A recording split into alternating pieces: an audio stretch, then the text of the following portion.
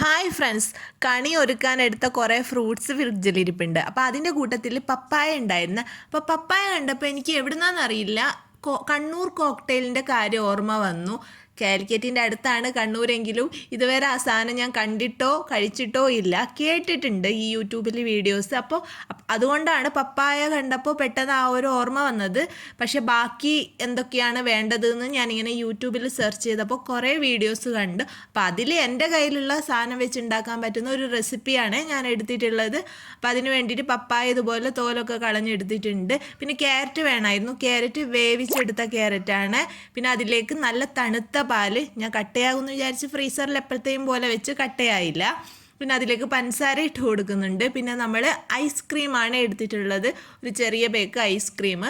അതും ഒക്കെ കൂടെ ഇട്ട് നന്നായിട്ട് മിക്സിയിലിട്ട് അടിച്ചെടുക്കണം. ഇതിലേക്ക് നമുക്ക് ഇഷ്ടമുള്ള നട്ട്സ് ചേർത്ത് കൊടുക്കാം. ബദാമും അണ്ടിപ്പരിപ്പുമാണ് ഞാൻ ചേർത്ത് കൊടുക്കുന്നത്.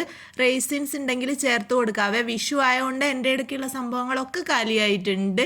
പിന്നെ അനാറ് ചേർത്ത് കൊടുക്കാം, നല്ല ടേസ്റ്റി ആയിരിക്കും. പക്ഷേ സംഭവം സൂപ്പറാണ്, മസ്റ്റ് ട്രൈ ഐറ്റം.